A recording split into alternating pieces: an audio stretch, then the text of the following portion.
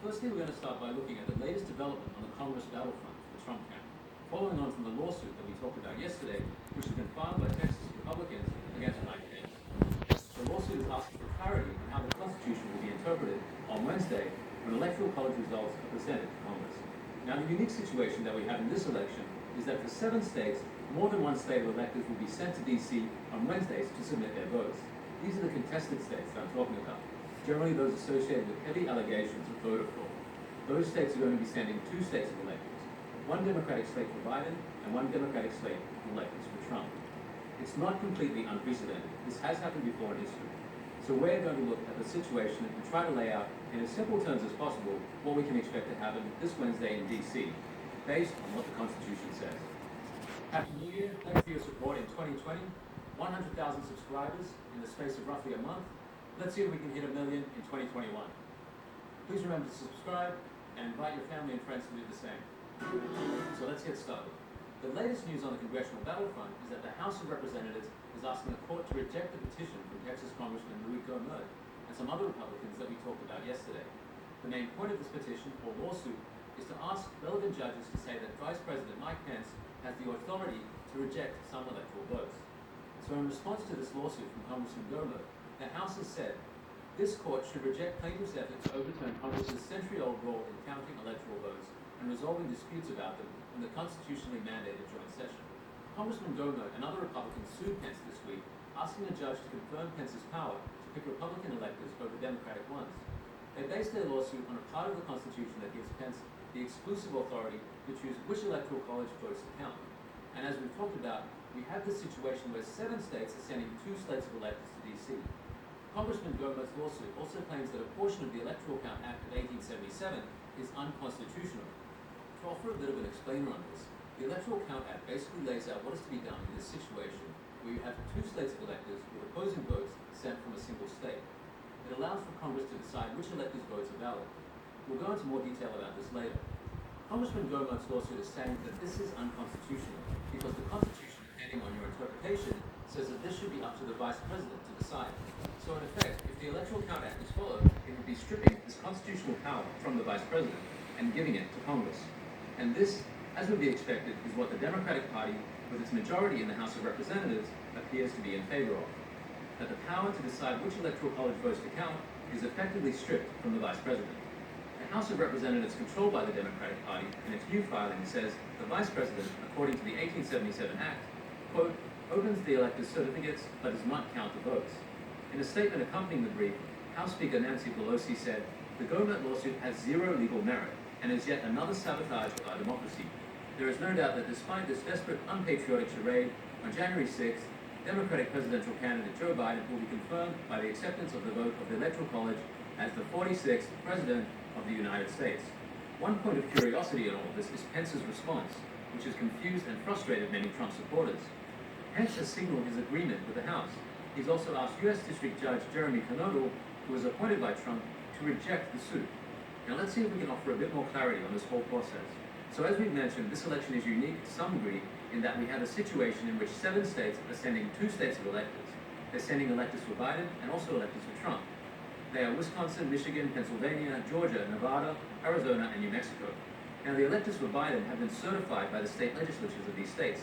The electors for Trump haven't been. Constitutional expert Rick Green says that the Constitution is pretty simple on this. The Constitution is pretty simple on this. It doesn't give a lot of detail. It simply says that the Vice President, as President of the Senate, will preside over this, that the Vice President, as President of the Senate, will open the ballots and count the ballots. And the only job of Congress is to be, quote, present. It doesn't give a lot of details.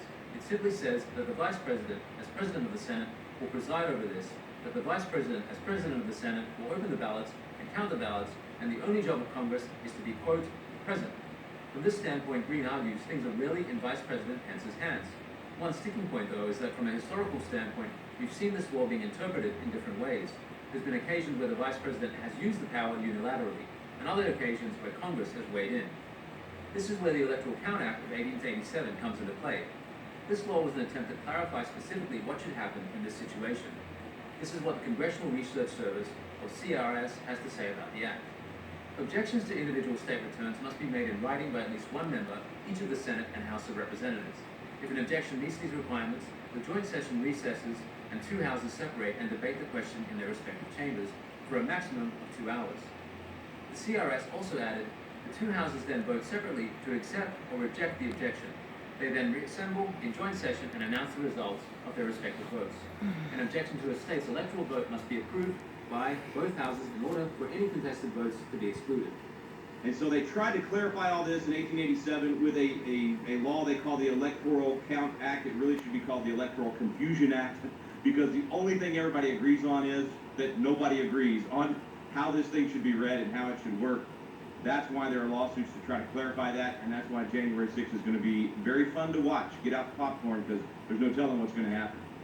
And at this point, if you're feeling confused about what we've been hearing about this act, that's perfectly understandable, because even constitutional expert Rick Green acknowledges how stupefying this act actually is, saying, quote, the only thing everybody agrees on is that nobody agrees on how this thing should be read and how it should work. That's why there are lawsuits to try and clarify that. So essentially, Congressman Gohmert's lawsuit against Pence revolves around the idea that the Electoral Count Act is unconstitutional, because it hands the power to decide whether or not to approve electoral college votes to the houses of Congress, removing that power from the Vice President, and many would say that the power being given to the Vice President is exactly what the Constitution calls for. The most popular interpretation of this Electoral Count Act is the scenario that we've talked about in some of our recent episodes.